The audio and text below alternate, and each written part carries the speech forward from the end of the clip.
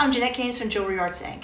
And in this video, I'm going to show you an advanced soldering technique. We call it the double torcher. It's when you need to use two torches because your piece is way too big or sort of maybe just awkwardly laid out so that you really can't only use one torch. You need a friend in the studio, which in this case, I'm that friend. We have a giant hunker to solder. This is like a cigar box. This is all in sterling silver. So what we were talking about is that I find when you're talking about large stuff, you need the double torch method. We call it the double torcher, you know, a little pun.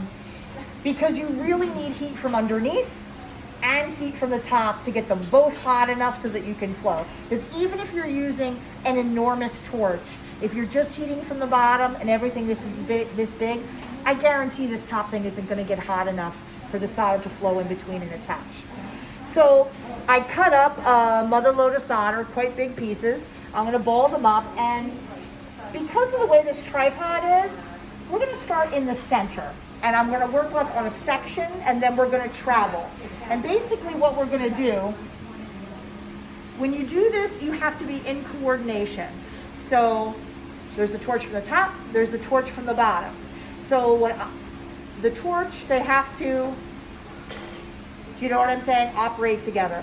Because basically, then it's that section right in there that's getting hot that will then flow. Do you know what I mean? If like I'm over here and you're over here, it won't really do it. Mm-hmm. So usually what I do is I have the person from the bottom start first to just start building up a little bit of heat, but then like, you know what I mean, it literally is, it's like, and we're gonna like work our way down the seam and get it to flow, okay? Mm-hmm. So first, let me ball up these little stinkers. Thank you.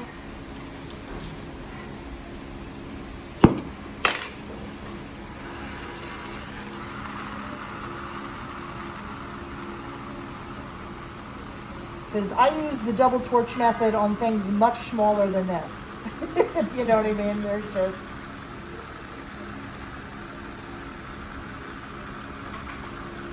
These are the situations where you have to have a friend in the studio, basically. Mm-hmm. And also, by the way, because this is sterling, it's not super thick, but because we're going to be doing extended heating, we coated this with the borax and alcohol and dried it off to kind of, because we're going to heat the fuck out of this, like, no doubt about it. And that's a circumstance which can lead to fire scale, which we don't want. So, little protective measures. Because the thing of it is, if you notice also on either end, like right here, we're going to have to move this to be able to really get in there. So that's why I'm saying we're going to start with the center, which is going to be easy to do. You know, relatively speaking, we can get in there, and then we'll, you know, we may get another tripod and like set up some other kind of shenanigans to make sure that we can get to all the spots. But we're just going to start with what's easy, which is what you always want to do when you're soldering. Pick the tightest spot and the one that you can get to the easiest and start there. Because also, once this is tacked and held in place, it's a lot less fragile. You know what I'm saying? Like when they're not attached yet, if you start moving everything around, things can get very irritating.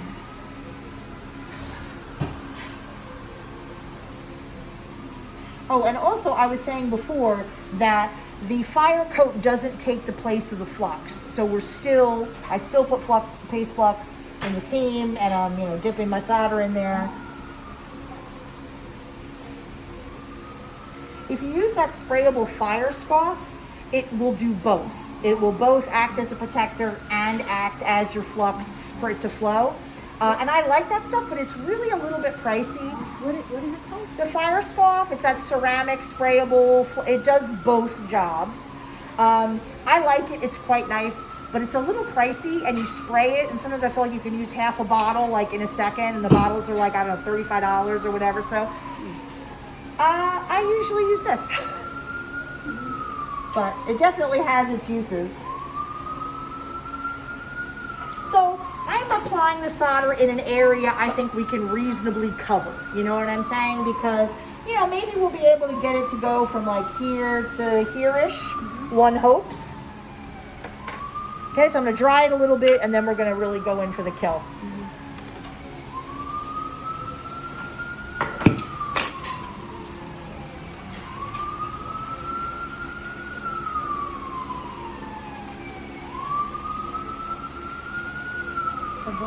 will not interfere with the flow. Oh.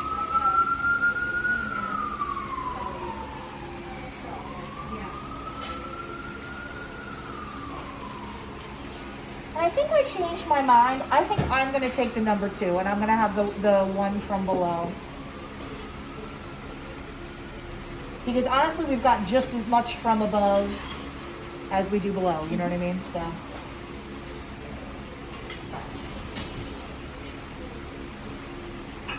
Okay.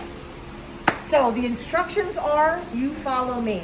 If my torch goes over here, I want you to try to match it from underneath. Do you know what I'm saying? Okay. So, I'm doing the bottom. yep, spark it up.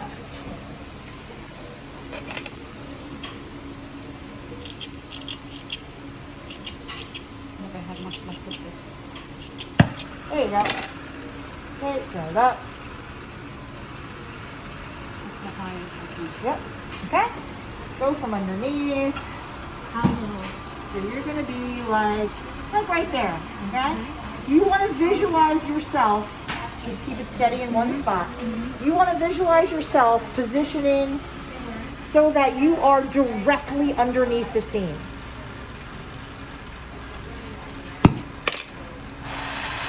And I'm going to come in right close to you, so.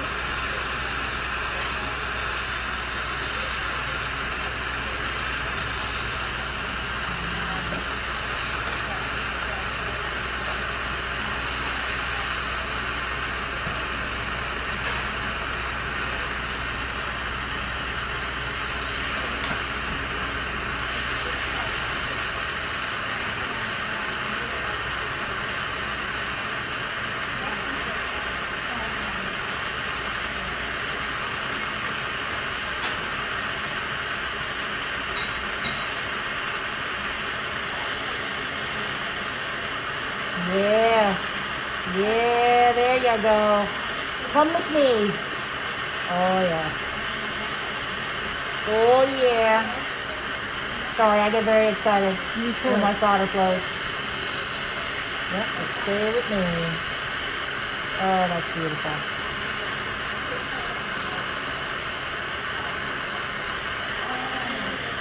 Okay, and we're out.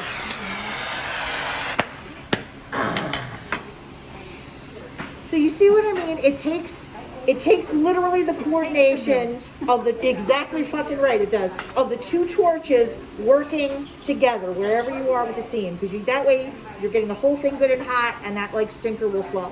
So we've got a big, nice long section there that's done. Now, like I said, I think we're gonna have to do a setup with like 2 tripods or something to be able to get, like, you know what I mean, right in there. So I think what we'll do is we'll pause, we'll fool around a little bit and see what we can do to get the position, because we're never gonna get this hot enough if we've got this steel thing right here. But we've got a good 2/3 of the seam done, which is, yay. Okay, so we'll reconvene once we have a new setup. Ready? So you see, I'm gonna get naked. So you see what we've done. We just switched it to 2 tripods.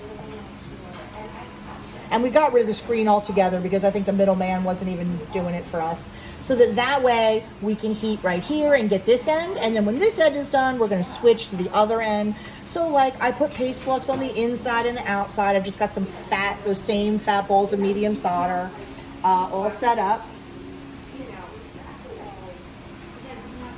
So we're gonna dry it a little bit. They're gonna like do their usual wiggly thing. We'll poke it back in place, but same exact thing. 2 torches, like so, okay? So go ahead and start from underneath. We're gonna do the left side first.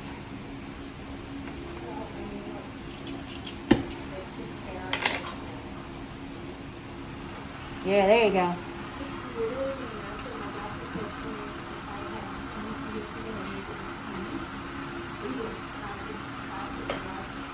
Okay, and just start in one spot at the very end and sit there, basically. And then that's where I'm coming. And then what we'll do, as that flows, we'll work toward the center, okay? Until we've hit the area where the solder already is, and then we'll switch ourselves to the other end, okay?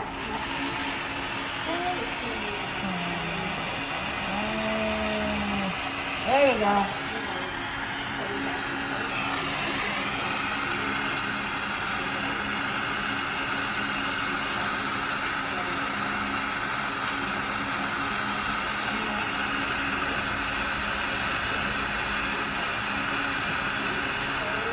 Long.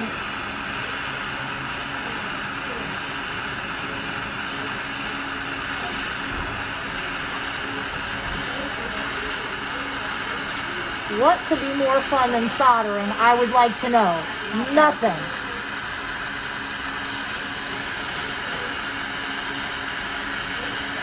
Look at that. Okay, to the other end.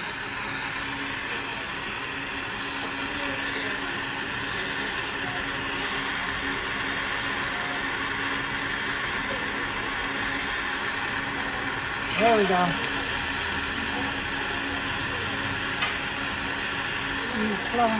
Yes. And okay. I think we may have a tiny little spot right there. So I'm gonna let her just take a quick shot of that. I think. So we're gonna just, while it's still warm, I'm gonna stick another fat piece in there and we're gonna flow it. There's another piece that's... Yeah, we don't worry about that. We don't care about that. Yeah. So you see one long, beautiful seam all filled in.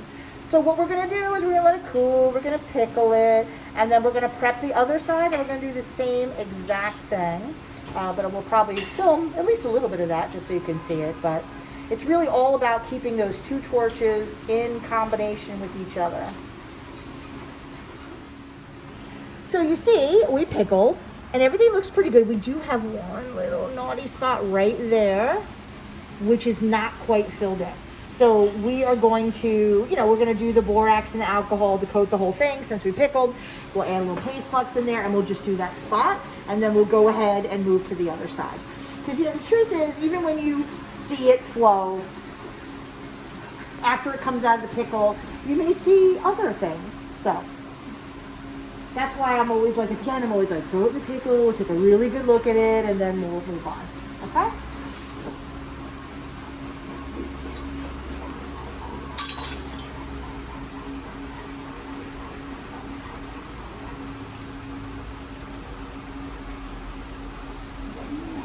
However, what I am going to also do though, after we get the borax on everywhere, I'm going to put paste flux on both sides of the seam so that when we're done with this, we can just leave it and flip around to the other side, okay? Hi. Oh, Jesus, please. My only request is please stop tidying because consistently you're taking the things I need and putting them somewhere else. Tidying is a good thing. It's a good thing, but wait until after. Wait, so where is that gap right there, right? Yes, but I'm still drying the. I basically did the bottom, you know what I mean, and flipped it over to dry the top. A bit.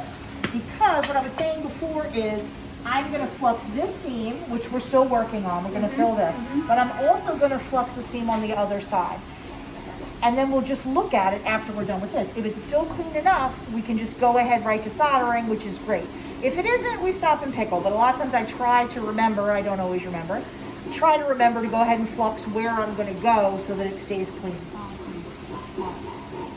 If I have enough presence of mind to do it, it saves me a lot of time. It's like most things.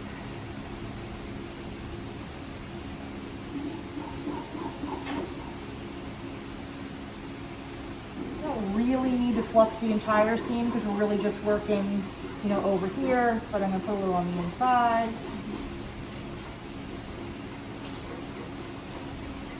Okay, and then flip it over, flux the other seam, and then flip it back. You know, in theory, the borax is going to keep that spot clean, but I would like it to be extra. Because it becomes glossy, doesn't it? I want it to be extra clean. You like Extra clean is good. Because this is, to be honest with you, as you can see, it's a monster. little bit of a sloppy, you know what I mean? Yeah, It's I a little, can see it. It's a little Flux is messy. everywhere. Yeah. So I try to be as tidy as possible, but there's definitely some wiping up that will be required. Okay.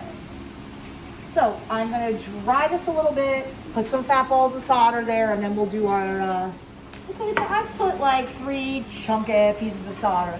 And you notice, although sometimes, a lot of times when I'm soldering, I'm like, oh, just a little minimal amount, don't want too much.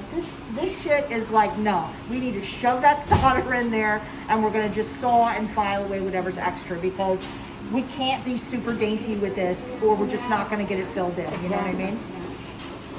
All right, let me just shift this a tiny bit so that hopefully we can both see what we're doing.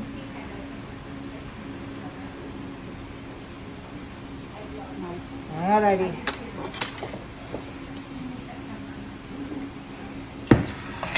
I love doing projects like this. Oh, it's fun.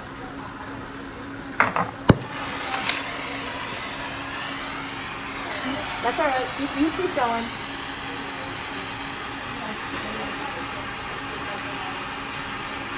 That's what I usually do the top, because I'm pretty good at the double-handed. Yeah. So.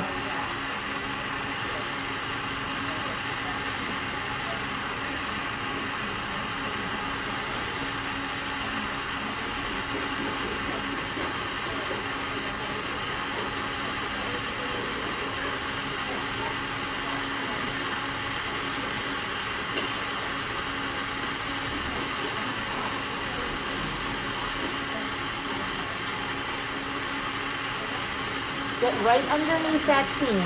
Okay, there you go.